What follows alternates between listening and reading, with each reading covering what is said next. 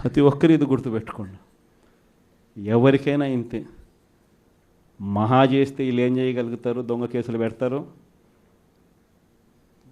కాదండంలా బెదిరిస్తారు, కాదండంలా మహా అయితే 3 నెలలు లోపల వేస్తారు, అది కాదండంలా. కానీ ఏం చేస్తారు? 3 నెలల తర్వాత మళ్ళా వస్తాం, రెట్టించిన ఉత్సాహంతో మళ్ళా పనిచేస్తాం. ఎవరెవరైతే మిమ్మల్ని జైల్లో పెట్టే కార్యక్రమం ఎవరెవరైతే చేస్తారో, మంచి చేసిన వాళ్ళని గుర్తుపెట్టుకోండి, చెడు చేసిన వాడిని గుర్తుపెట్టుకోండి. ఇద్దరిని గుర్తుపెట్టుకోమని చెప్తాను. ఊరికే చూస్తూ ఊరుకోం. వైఎస్ఆర్ కాంగ్రెస్ పార్టీ బ్రతుకుతుంది. వైఎస్ఆర్ కాంగ్రెస్ పార్టీ ఈ రాష్ట్రాన్ని ఏలుతుంది అని కూడా ఈ సందర్భంగా చెప్తాను.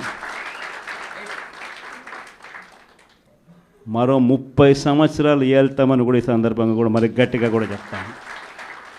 కాబట్టి ఎవ్వరూ కూడా వైఎస్ఆర్ కాంగ్రెస్ పార్టీకి సంబంధించిన ఏ కార్యకర్త వెంటికి కూడా పీకలేడు అని చెప్పి కూడా ఈ సందర్భంగా చెప్తాను. ఇది ప్రతి ఒక్కరూ గుర్తుపెట్టుకోండి, ఒక్కటే గుర్తుపెట్టుకోండి. ఈసారి జగనన్న 2.0 కొంచెం వేరుగా కూడా ఉంటుంది. ఈసారి జగనన్న 2.0 కార్యకర్త కోసం ఎలా పనిచేస్తుందో కూడా చూపిస్తుంది. ఇది మాత్రం నేను ఖచ్చితంగా చెప్తా ఉన్నా. ఎందుకనంటే జగనన్న 1.0లో బహుశా కార్యకర్తలకు నేను అంత గొప్పగా బహుశా చేయలేకపోయి ఉండొచ్చేమో.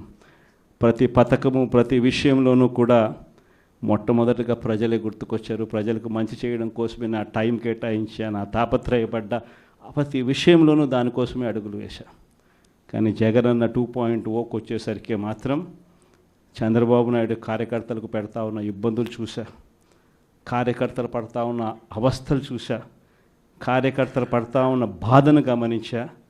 వీళ్ళ కోసం గట్టిగా మీ జగనన్న ఉంటాడని సందర్భంగా గట్టిగా చెప్తాను.